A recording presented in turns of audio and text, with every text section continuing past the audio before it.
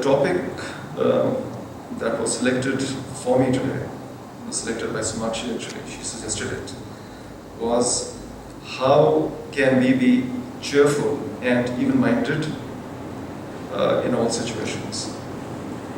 And I think some of the preamble that we've actually heard today, reading from the Whispers, Serenity, Swamiji's affirmations from the Bhagavad Gita, actually they answer all our questions. They talk about, they tell us how we need to approach life on a day-to-day basis. How do we need to create a construct which enables us to handle challenges, which enables us to face what we consider as very, very challenging situations in a state of even-mindedness, in a state of equanimity, and in a state of cheerfulness. That's really what was actually being said, and that's been explained very, very beautifully. I will attempt in the next perhaps 15-20 minutes to try and explain the construct in perhaps in more of an everyday language, for all of us that we can really relate to. So, all of us, we have our own environment, we have our own circle, our sphere of life. We all lead professional lives, we all have a home, we all have a personal life, we all have relationships with people. And in this hurly-burly of millions of interactions that take place over several years, we often feel helpless. And the situations that we are confronted with sometimes and often, I would say to a lot of people that I meet, create a sense of helplessness, that why am I actually being singled out for this barrage of challenges, difficulties that are strewn on the path that I'm trying to tread. I want to lead a very peaceful and a very smooth life, but somehow life doesn't want me to move in that direction, and everything that I do, be it at work, at home, in my relationships, there seems to be there's a hazard, there's a tripping hazard that confronts me on a daily basis.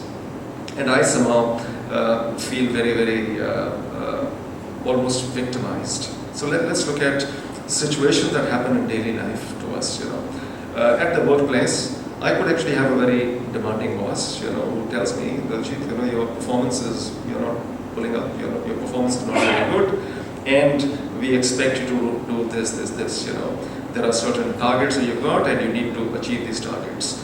I may have a team that I actually work with, which poses its own set of challenges. People pulling in different directions and not aligned to the objectives of our department or the organization. And there may very well be practices that actually happen in an organization that I may not necessarily resonate with. And I feel somehow constrained. I feel that how do I actually confront and how do I challenge this? Similarly, when I go back home, there's always the issue of what we commonly term today, nowadays, that's work-life balance. Work being outside of life for some strange reason, but we consider work as an essential part, and life means stuff that we actually do in our own free time. The fact is, it's all part of life, but we tend to segregate, we tend to separate the two. And life's challenges confront themselves at home through millions of things, Maybe the household income is perhaps inadequate to meet the expectations that every family member in the house has. Perhaps your children are going to school, they are not doing as well in academics, so there's an examination which is coming up, and the kids seem to be distracted. They're not pulling their weight in the direction that you want them to pull towards. Perhaps there's somebody very ill in the house, and that's sucking in a lot of your energy, a lot of your personal time, and you feel that, look, I've only got 24 hours in a day, and I'm expected to do a full day's work, I'm expected to manage these issues at home. How do I do it without becoming insane? And then there are several relationships that we have. The relationships with friends, with relatives, with our spouses, our partners, etc. And many of these relationships are often under strain. It is a relationship between a parent and child, between a husband and wife, between me and my friends, between me and my colleagues.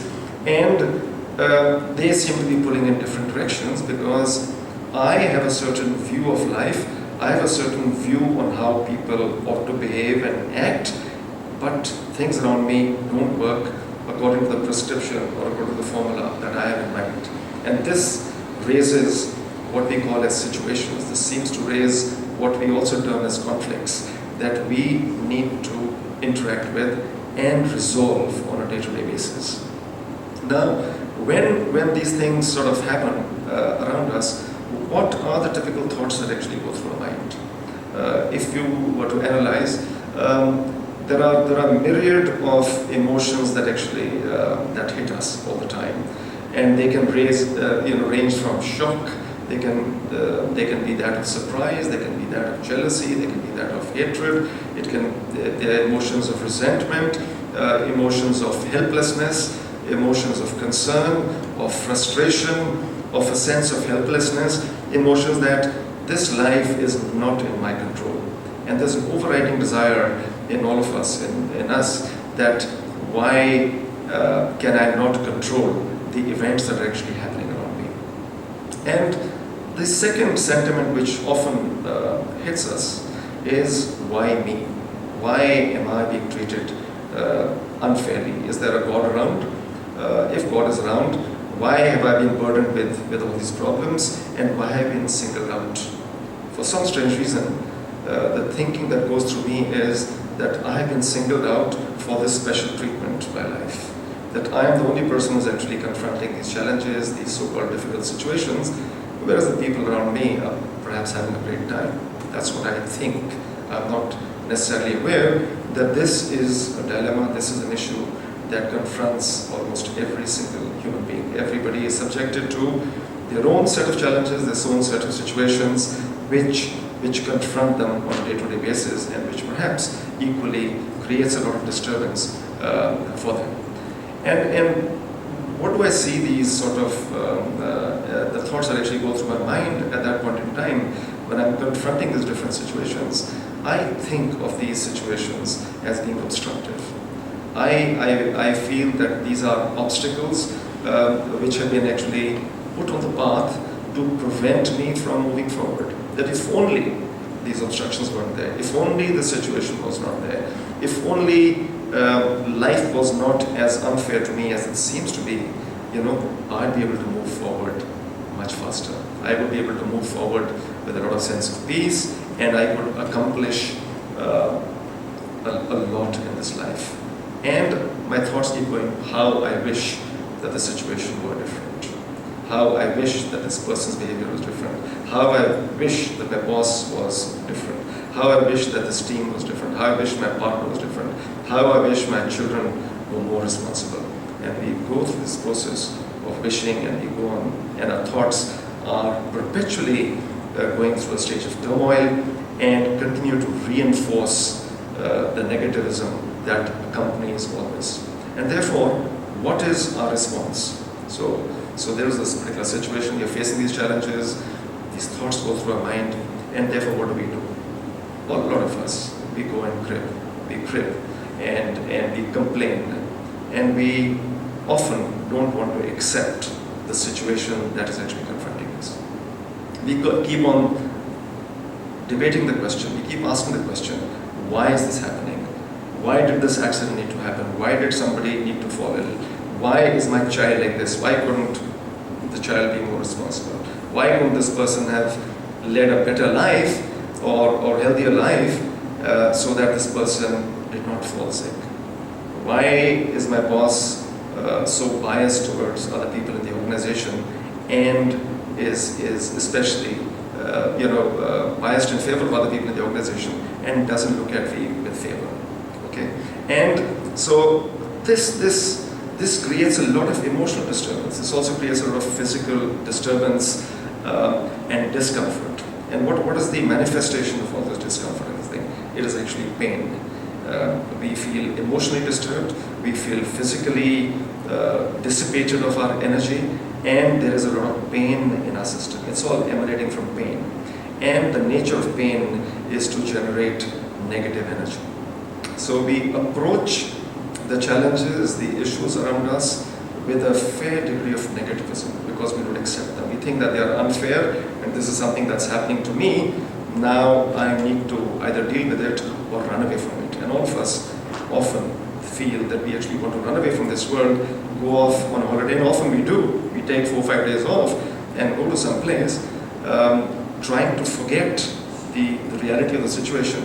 But the moment we get back, the reality hits us even harder, and the 4 or 5 day holiday goes out of the window and we are back to square one. And the problems that were there before our holiday seem to be only magnified. And therefore, what do? We either shy away from acting, accepting the situation, or we deal with these challenges in a grudging manner. That I have to do it, I've got to live with this boss, I've got to handle the sick person in my house, I've got to somehow, work with these obnoxious kids that I've actually got who made life absolutely miserable for me. I've got to deal with this friend of mine or whatever, and deal with the situation. And when I deal with these situations from a position of pain, from a position of discomfort, from a position of emotional instability, then the energy that I'm actually giving out is largely negative. And therefore, what is the result? My result is what actually happens in my life is that the destiny that I actually create for myself. And what is destiny? Destiny is my destination of my state of well-being or of otherwise. So this destiny that I actually create for myself, this destination that I move towards, is that of constant dissatisfaction, of unhappiness, and I wonder why this is happening. So I've looked at a particular construct, and I've moved to a situation where I've convinced myself that life is unfair, situations are unfair, everybody around me is unfair, and I'm dealing with it, and I'm dealing with all this from a position of pain, from discomfort, emotional instability, and therefore the outcome of all that is largely unhappiness, because all my interactions lead to conflicts. So my interaction with my children, interaction with my spouse, interaction with my colleagues in the office place, because it happens from a position, almost from a position that these guys are wrong, I'm right, and I bring that negative energy into play. Even if I'm being sophisticated and I say the right thing, but the underlying pain that I've got, which is there inside my heart, that communicates itself as a vibration to the receiver. And that vibration creates a negativity. The intent with which I actually do everything is creating a result which is contrary to what I expect. And therefore, the conflicts in my life increase. My ability to deal with situations decreases, and the manifestation is there in the agitation of my mind and the physical symptoms of disease that actually invariably come onto me. So why does all this actually happen? If this is what we largely agree is the situation around us, why do we react in this particular? Why do we think in this particular manner? And what do we actually do about it? So if you were to analyze any of these situations, we start off with what was stipulated in the Whispers from Eternity, with the fact that we are not accepting of situations and people around us as they are. So I don't accept the people around me. I believe that they need to be absolutely perfect human beings. They need to behave in a manner that I think is right, not in a manner that that other person thinks that is right. So I want to be controlling the behaviors and the actions and the thoughts of everybody around me. I want my boss to think in a particular way. I want my teams to behave in a particular manner. I expect people in my home, my spouse, children, etc., all to behave in a responsible manner which aligns to the way that I think. Right? I want relationships to be in a particular manner. I want all the expectations that I have to be actually met in terms of behavior, in terms of situations. And unfortunately, that doesn't happen. So I refuse to accept situations around me as they are and deal with them from a position of strength. I want them to be different, and therefore acceptance is a major issue. Number two is expectation, which I've already mentioned about. That I create expectations of behavior, of actions around me. And it can happen in the smallest of instances, it can happen in the larger instances. So if I'm the CEO of a big company and I walk down the hallway, I may have an expectation that because I'm senior, because I'm the boss out here, when I enter in the morning, people should actually wish me good morning. And the moment somebody doesn't meet that expectation, I feel offended, I feel agitated that this person or this girl, they are being absolutely, rude. They don't respond to the expectation, and yet I don't know what's actually going through that person's mind. And I have not even explained that expectation to them, that this is the way I expect the organization to work. And this happens in small ways, this happens in big ways throughout the day. There are most of these expectations that we have of other people are largely unstated. So if I invite you to my house for dinner, I have an unstated expectation that you will reciprocate in kind. That there needs to be a quid pro quo. And if you don't do it, I feel a sense of hurt. I feel extremely agitated. And this philosophy or this thinking permeates in everything that we do. I expect my children to behave in a particular way. I expect my wife to behave in a particular manner. I expect everybody around me to behave in a particular manner. But nobody knows about these expectations. We've never had a dialogue around most of these issues. And therefore, there's always a gap between what I want happening and what actually happens. And the greater the gap, the greater is the discomfort that I begin to feel. The other issue that actually comes in is that for some strange reason, all these sort of situations, these challenges that I face, make me feel that I'm actually a victim of life, that I am not in control, and that life is hurling these things at me relentlessly, and therefore I don't have the power to deal with all this, and therefore I've been singled out, I am a victim of circumstances, and I therefore am always, invariably, I always react to situations rather than think through and act.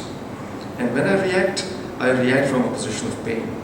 I don't necessarily, I've not normally thought out how these things actually transpired. Why did the person behave in this particular manner? Perhaps there was an issue with me, and I don't delve into that in any degree of detail. And I feel victimized, and when I feel victimized, I'm letting go of all the power or strength that I actually have internally, and I go through life in this manner. Now, this actually leads me to the next very important point, that in most of these situations, I look at myself as a person who's actually being controlled by the world around me. That actually I'm just almost like a helpless bystander, but everything comes at me, and depending on what comes at me, I react. So there was a beautiful, story which was told that about this jasmine tree, that somebody cuts the jasmine tree at the roots and they take the jasmine tree. What is the response of the jasmine tree? It is that it will shower its flowers, because the true nature of a jasmine is to give fragrance and to give flowers. Whether you trample on the flowers, whether you cut those flowers, whether you cut the plant, it doesn't matter. So we throw the axe at the jasmine plant, but the jasmine plant responds by giving us what its true nature is. And its true nature is to give fragrance and to give pleasure to the people who are there. But in our case, when somebody is nasty to us, what is the normal response? Give it back. If somebody says something rude to me, I'm likely to say something rude to the other person. If somebody is nice to me, I'm usually nice to the person. So, what is my unique nature? Am I only there to react to situations? How do I actually deal with these issues that actually happen around me? Now, if you begin to deconstruct this a bit more and go a little bit deeper into why I behave in this particular manner, or why I feel a sense of resentment, or why I feel a sense of jealousy, resentment, frustration, concern, etc., it boils down to, when I dig deep, to the fact that there is something in my intrinsic belief system, that there is something that I believe in so deeply that I've never dug it deep enough to understand why I behave in this particular manner. What is it that triggers a thought, which triggers an action, and therefore leads to my state of unhappiness? And the reason there is that in the way that I have learned to live in this world, from morning till evening I interact with famous Yogananda's 5 sense telephones, with the external world. So I'm always interacting with people and situations, either visually or through my taste or interactions, through my mind, etc.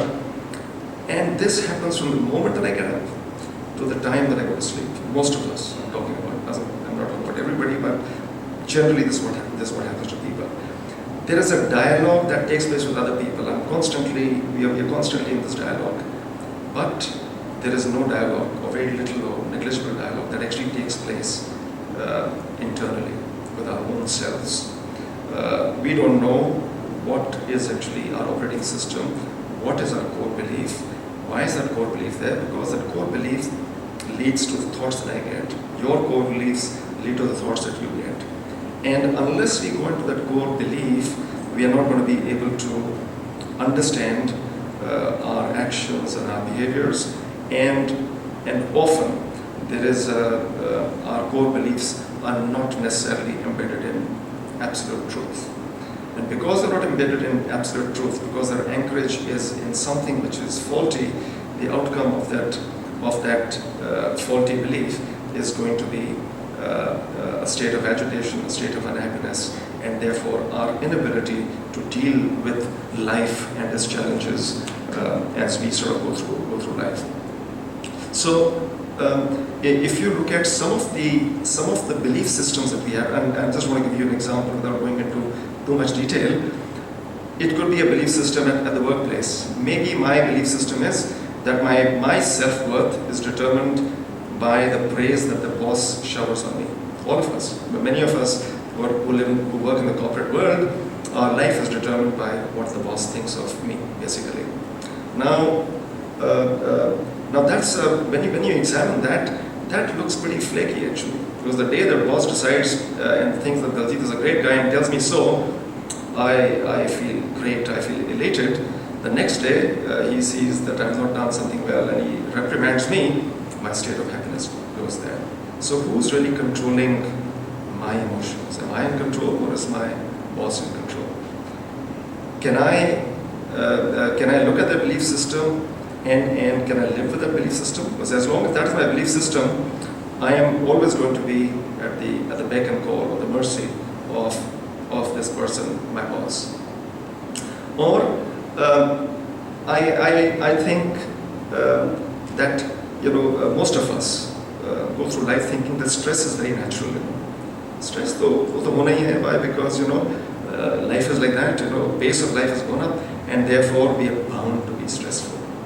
Now, think about this, that if I've convinced myself that stress is a natural, that stress is something which is internal to me. So what is stress? Stress is our response to situations. And when we believe that our response perhaps is going to lead to failure, or I may not be able to deal with this particular situation, I internalize that. And I'll give you a quick example. There may be 4 or 5 of us working in a team, and our team leader calls all of us, and we've been given a task to perform. And we have somehow messed it all up. And the team leader comes and tells us, and gives us a tongue lashing, firing, that you guys are incompetent, you useless fellows. I asked you to do a particular thing, and you've really messed it up bad. Now 5 of us have got exact situation is boss or the team leader has fired us, but all 5 of us perhaps react in a very different way. I may choose to be very calm and collected, thinking that look, this guy actually talked a lot of sense because we have failed to deliver. The second person may be totally destroyed because the person is so sensitive, can't bear any criticism, cannot bear anything, and goes to pieces. The third person, feels his ego is taken a bashing, that I always thought of the greatest answer to mankind, and this guy has the, and he doesn't know what we tried, etc. So what if we failed? But I'm going to give him my resignation. I don't want to be part of this team. So all of us react very differently, and this different reaction happens because each one of us has a belief system which is very, very different. Situation is exactly the same. And I remember Swamiji telling us time and again, he used to say that all situations are neutral, all objects outside are neutral. If a particular situation or a particular object had the power to deliver happiness, then that happiness should be actually felt by everybody. So if a beautiful car is the source of happiness for me, then that car should be a source of happiness to every human being in the world. If that car was made available to everyone. The fact of the matter is that doesn't happen. For me, it may be a Maruti 800. For somebody else, it may be a BMW. For somebody else, it may be a Ferrari. So the intrinsic nature of objects and situations is not to create happiness. And we need to understand that. So situations largely are neutral in nature. And therefore these belief systems, we need to look at them. We said it's obviously right that I get irritated whenever there's a traffic jam. Why is it right? I've convinced myself that if there's a traffic jam and there's an obstruction in my path, it is something very natural to be irritated about. It is very natural to be irritated about if I'm doing my office work and my kid comes and disturbs me or wants to ask a question. Doesn't the kid know that when Papa is working, he or she should not come and disturb? I'll not have that dialogue with the kid, but the kid ought to know, and therefore my behaviors. Now these are all belief systems which guide us in handling situations and handling challenges. And these challenges, most of the challenges are seemingly small, but there are equally large challenges that we are confronted by.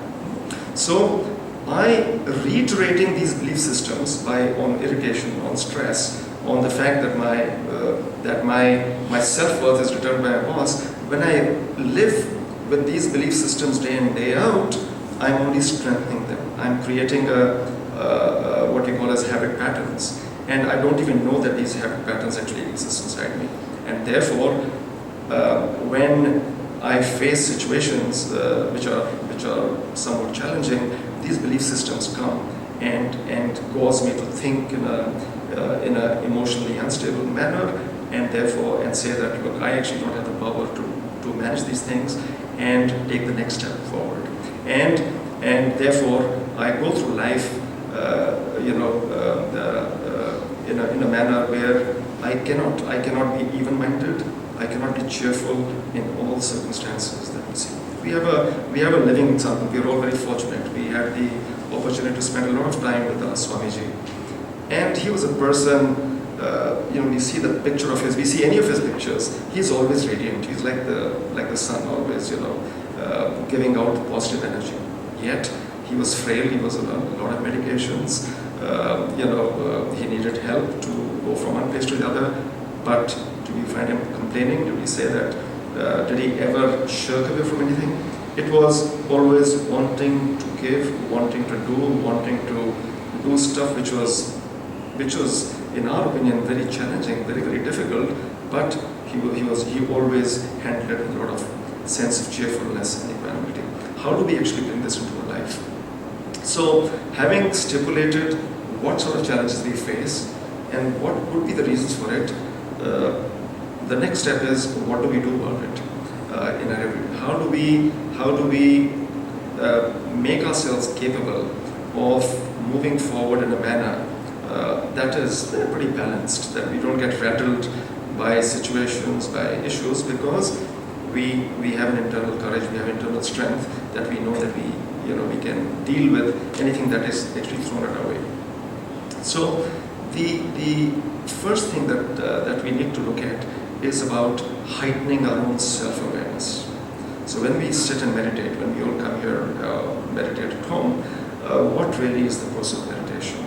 It is about we meditate on issues, we meditate on problems, we throw our problems in our prayers to God, and in meditation we receive answers to the way that we need to conduct our life. Through self-awareness, we begin to observe our own selves. we've always got this, whenever we do something, there's an inner voice which tells us, yeah, go ahead and do it, or don't do it, this is right, this is wrong. We need to become aware of the inner voice which has all the answers, but a voice that we have somehow forgotten to interact with. And the process of meditation, the process of self-awareness encourages us to create a relationship with this voice which is inside of us. And that voice is our self, it's super consciousness, it's God, call it what you will, but we need to establish that relationship in an ongoing manner over a long period of time and make ourselves far more comfortable with recognizing that. And when we begin to observe our actions, so when my personal self looks at what I do, how I behave, then and I reflect upon it, I begin to understand that what actually happened. In the Bhagavad Gita, it says, they tell us about this battle that takes place. What exactly is the allegorical meaning? Allegorical meaning really is that at the end of the day, we have to answer the question that how did the day go by? How are the positive tendencies? How did my positive aspects manifest themselves during the day? And by the way, how are my negative aspects, the Kauravas in my own system, how did they behave in the daytime? And once we begin to reflect upon this, we begin to understand our true nature. We begin to understand our own internal belief systems. We begin to understand, why do I have this bias towards a particular person? Is it because of the color of his skin? Is it because of his religion? Is it because of the way I saw somebody else behave and I think that this guy behaves in a particular manner? Now, the moment I confront that, I'm able to change and transform myself. And the moment I transform myself, the process of improvement has already begun. The second part is, I need to look at all my belief systems. I need to look at my behavior in every situation. For example, I mentioned earlier that most of us go through life thinking that we are victims. Okay? And when we are victims, we approach challenges, we approach so-called obstacles or situations, difficult situations in life happening to us. That I am there and boom, there is somebody has thrown this hurdle at us. Can we begin to change the construct, that rather than something happening to me, can we begin to think of it in terms of that this is actually happening for me? So this seemingly challenging situation that I've been posed with, huge sickness in the family, or a very difficult child, or a very difficult boss, or a very, very challenging relationship, that the universe around me has actually conspired in its wisdom, infinite wisdom, to actually, through millions of interactions, it's brought this situation in front of me. Okay? So I accept this situation, and there must be a larger purpose that I have been chosen to deal with this particular situation. And this situation has been put in front of me for my own personal growth, for my own development. Can I switch it from a situation of being a victim to creating an opportunity out of it? Rather than, because one is very debilitating and the other is very, very empowering. So if I see something which has come my way, do I look at it, wow, this is great. Now by solving this issue, I'm going to become a better person, a stronger human being, and will go far in life, or the direction that I'm likely to move towards. Can I make that switch? Number one.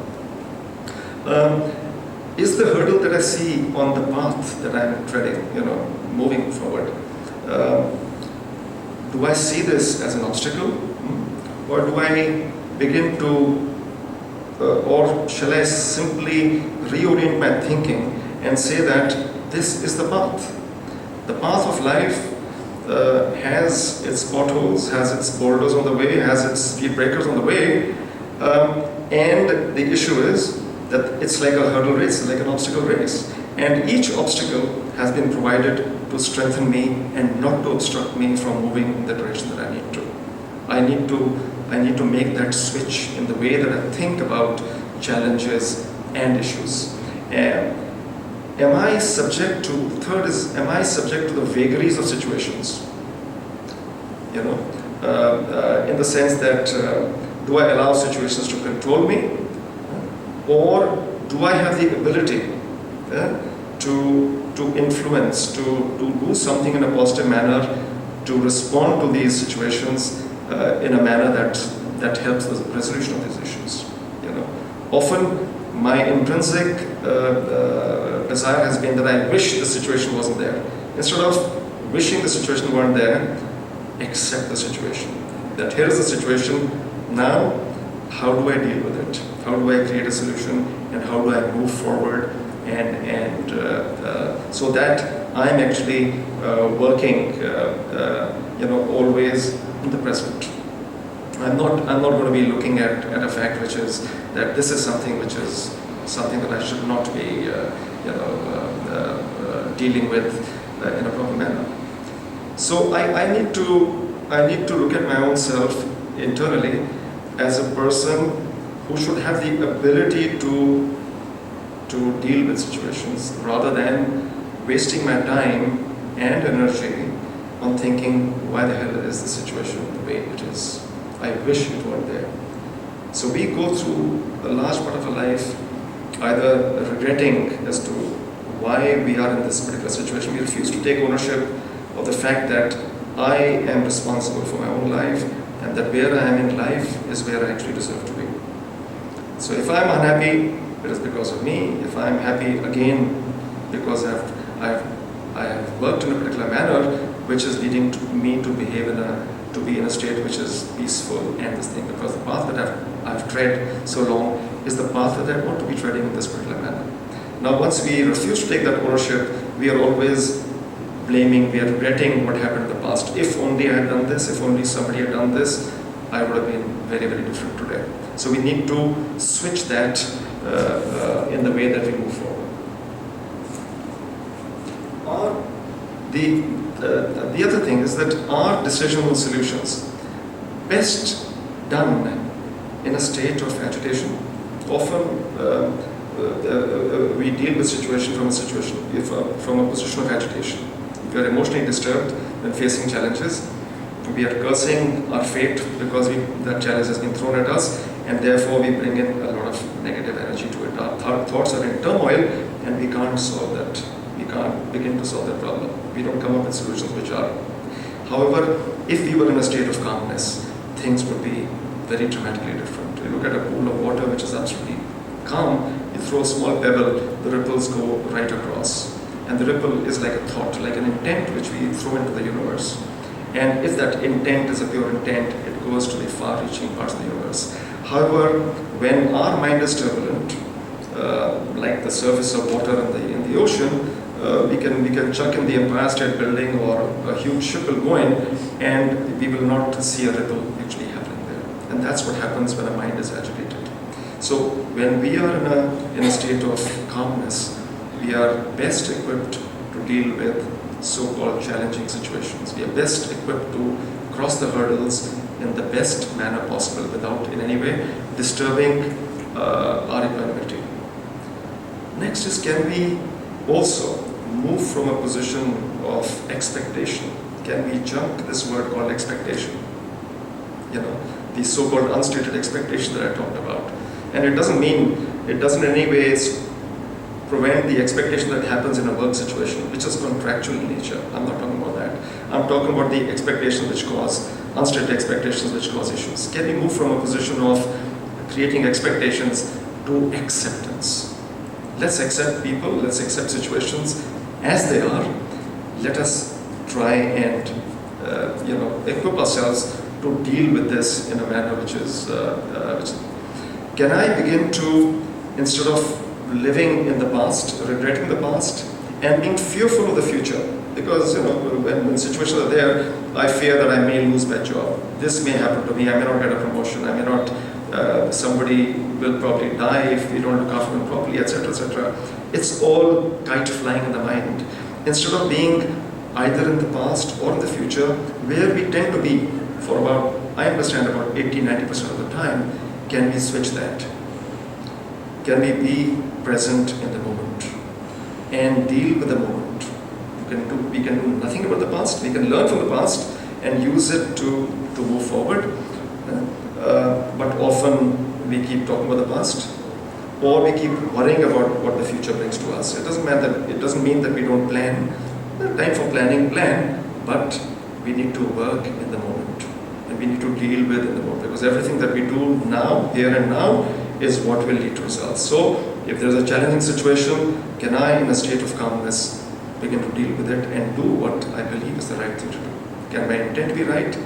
Because my intent is right, can I assign this action, can I do this action on behalf of God, and then accept the results of that action as prasad, which comes from the Lord Himself. So, can I also shift my thinking from that it's natural to feel stressed, to it's my natural state to be calm and peaceful. I think there is so much of literature, so much of media, so much of stuff that's written around where we have come to believe that stress is a normal state for all of us to be in. And that is absolute nonsense. The real state, our real state, are what we refer to as the attributes of God, the 8 attributes of God. We need to be calm, we need to be peaceful, we need to be, and we are powerful. We need to experience that and bring it alive in our day-to-day life. Our very construct of accepting that life is stressful needs to now, that belief system needs to be jettisoned, that needs to be thrown out. And we need to replace it by the fact that I am a peaceful person, I am calm, that I am part of that eternal consciousness. My true nature is to be happy and to be relaxed, because in that state of calmness, in that state of peace, I can move forward. And can I begin to also look at these so-called hurdles and challenges that I see, rather than obstruction? Can I accept it that this is life, that life is about these challenges I have been put in front of me for a particular purpose, for my own growth spiritually, and can I therefore give it the best energy possible, the best intent possible for me to move forward? So, and I would like to end with a small story that I heard Swamiji tell us, and I've never forgotten that, because it exemplifies the state of mind or the state of consciousness of a person. Swamiji has spoken to us and told us that there was a fire in Ananda village many years back, soon after they built it, which wiped out pretty much everything that existed there. And the day after the fire, he happened to be in the marketplace, and he was at some shop or something, and he was singing a song. So this guy confronts him and says, "Swamiji, yesterday you had a fire and you lost everything, and today you're singing." So Swamiji's typical reply was, "In the fire I lost my house, but I didn't lose my voice." So the fact of the matter is that in the most trying of circumstances, when everything that you had was lost, went up in flames, here was somebody who was way beyond it, who had determined that happiness is a choice, cheerfulness is a choice, even-mindedness is a choice that I make. And if you've seen Swamiji's film, I think the last few sentences that he usually speaks in that film, Finding Happiness, is a beautiful one. We need to make a choice in every situation. We can choose to be happy, even-minded, whilst confronting challenges and issues that, while going through life, or we can choose to crib, to complain, and therefore create a destiny of unhappiness. The choice really is ours. Om Shanti.